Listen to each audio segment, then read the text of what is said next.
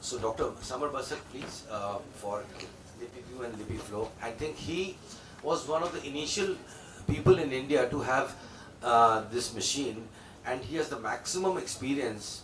And what I love about his talk is he himself is a patient of this, and he can. I hope he shows his maps also. I'll be sure. Thank you, Amit, Thank you. for having me here and including in this wonderful course. I'll be talking on tear film diagnostic Lipiview and Lipiflow, and I do not have any financial interest to disclose. So you see this girl of 8 years and recurrent red eye, itching, and recurrent marginal keratitis for 1 year. Her parents are very reluctant to admit that during COVID-19 time she used to spend 10 to 12 hours online classes, laser activity in iPad. And this habit she is continuing since then. We treated her first medically, then I ordered Lipiview. If you see the picture of her meibomian gland, this is horrible. 8 years girl, and her LLT, lipid layer thickness, is 32 and 29. Normal lipid layer thickness is more than 60 nanometers. So this is half. So she is a partial blinker of 100% partial blinker. So I'll be talking more of meibomian gland dysfunction. The global prevalence is around 38 to 68%, more in Asians.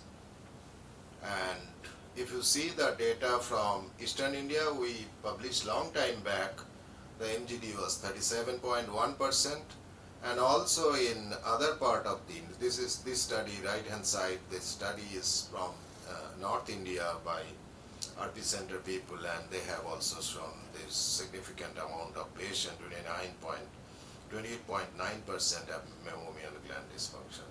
So if you see the data in the journals, and you will see the prevalence of meibomian gland dysfunction at the time of cataract surgery, it is almost 52%, though 50% of these patients are asymptomatic.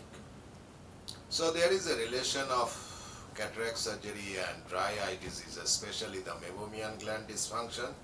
So there are errors in biometry and of course the post-op outcomes. So there are worsening symptoms after the surgery because of anatomical disturbances. So there are many papers that are assessments of lipid layer thickness after the cataract surgery, after laser vision correction like LASIK or SMILE or other procedures after C3R. So a lot of papers available in the literature over last 15 years or so.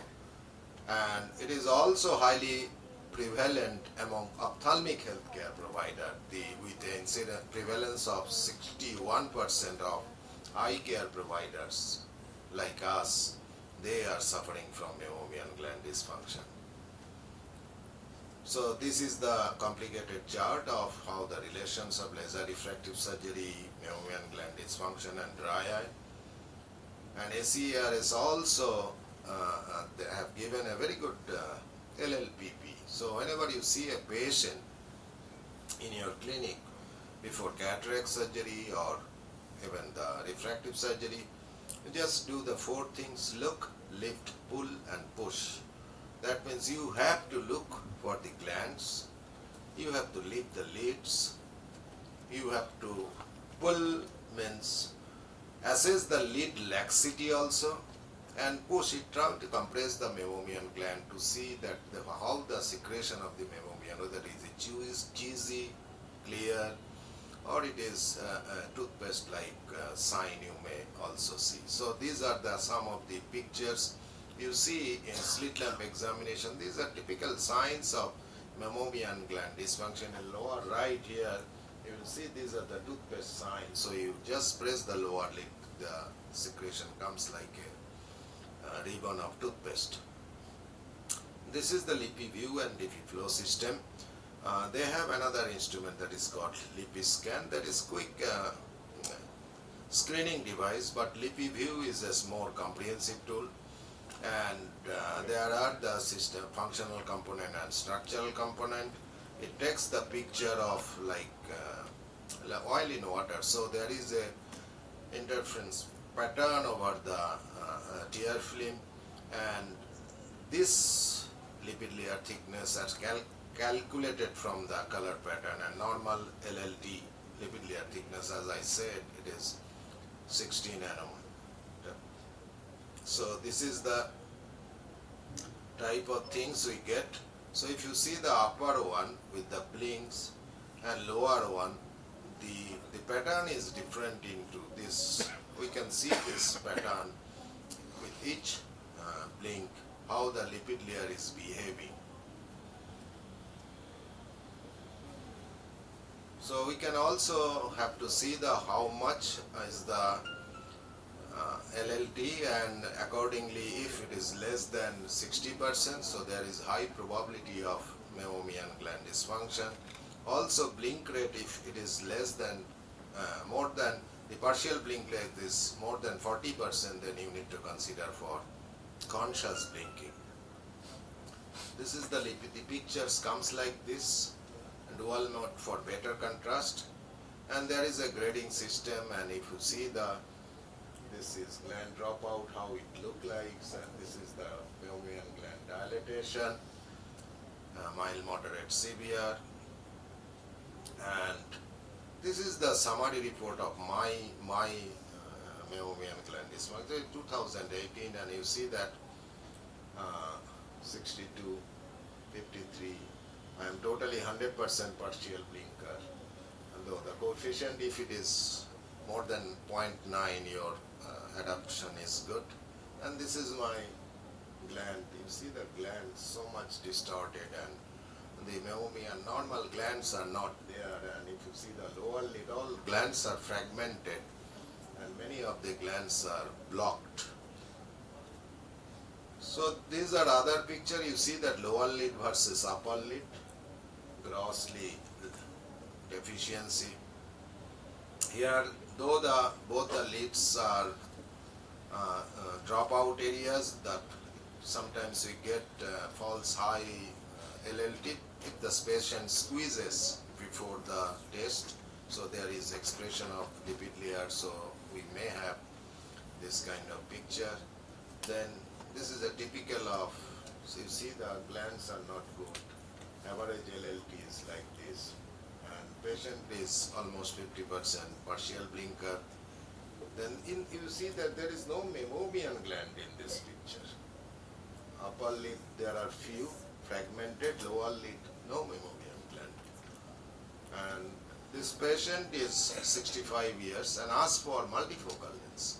So I declined that. So we don't do multifocal lens, because though the LLT is falsely high, but you have to see the morphology of the meibomian gland. So pediatric MNG, is it increasing? Yes. I have shown a picture, because smartphone and other things are increasing from the COVID time.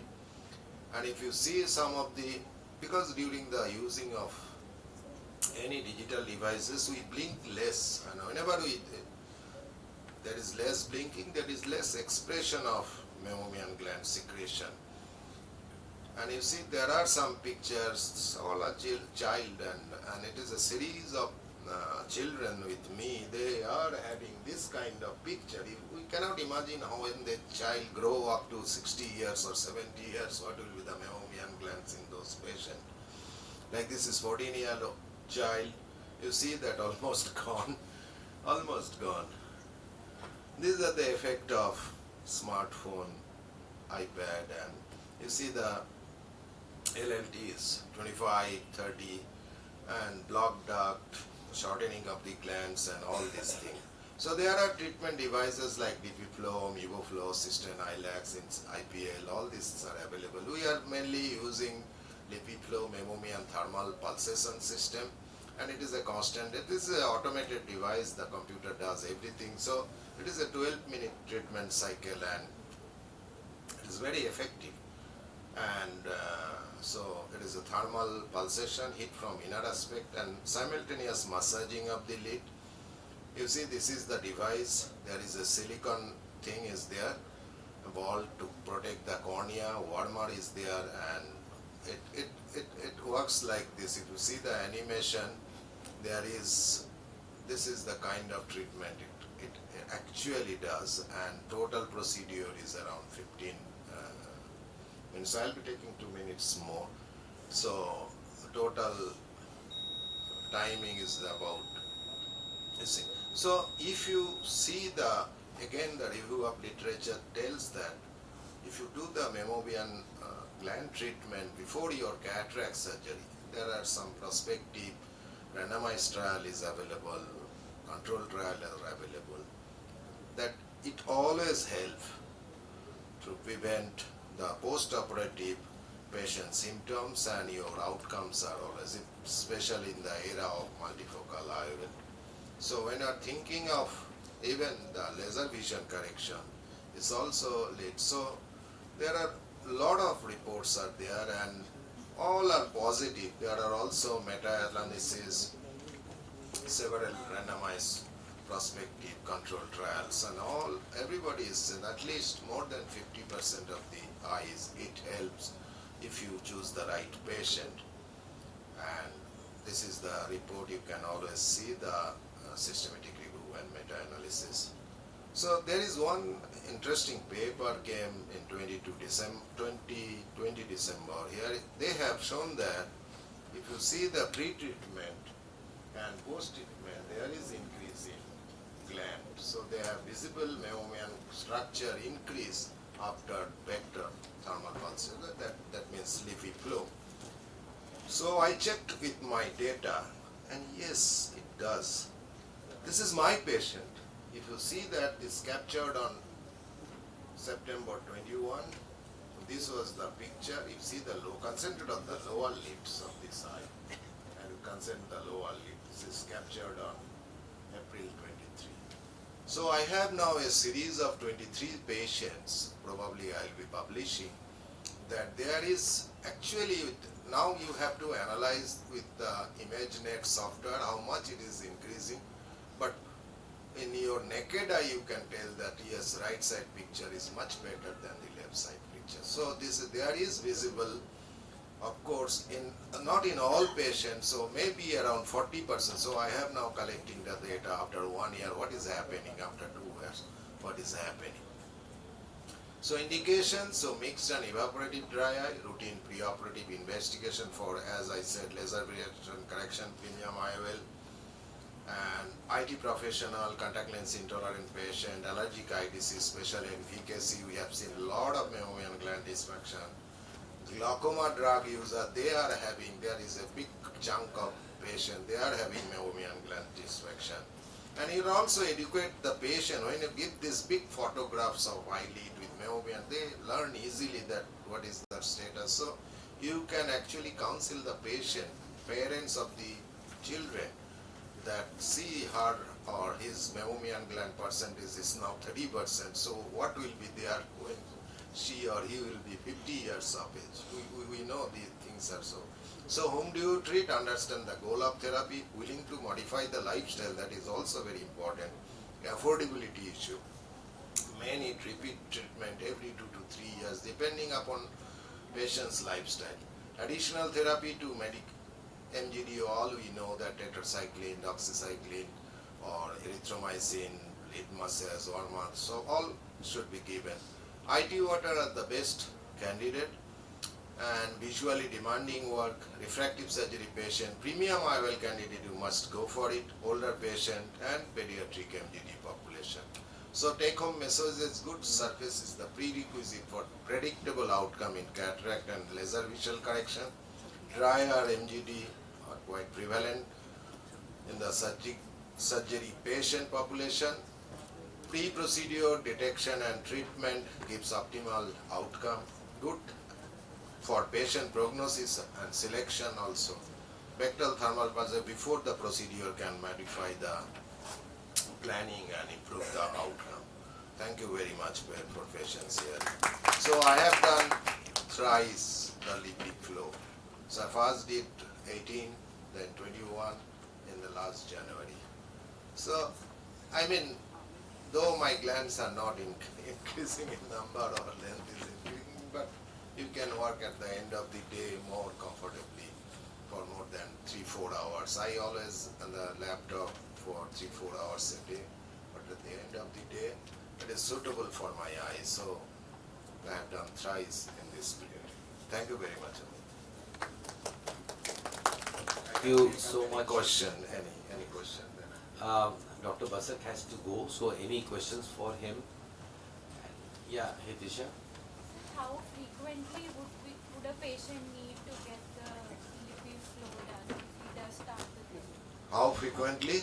If a patient does start therapy with Lipiflow, sir, how frequently would he need sessions? Normally, so if he maintains the lifestyle very, one side is Lipiflow, you are doing one thing, another thing if he modifies lifestyle, normally 3 to 4 years the patient will be fine. Then again he will or she will come back and say, so I am not feeling well, please do.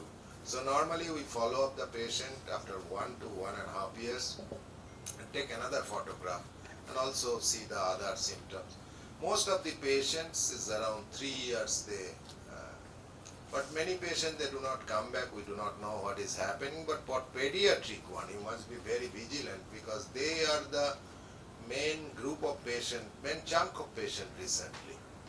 They are coming and we are feeling so sorry for them that what is happening, memory is not there, only 10%, 20%. So what will happen? So I spend more time with their parents regarding the counseling. So take off your, it is also for myopia, so you can give more additional, education to them. Myopia and MGD both are very dangerous for this digital. For in digital, one way there is a slogan is going out digital India, and another way, this is an irony, and another way you are taking, no, make the child go to the green, work in the sunlight for 2 hours every day. So this is just contradictory to each other. Okay, thank you. Thank you very much, sir. And we'll move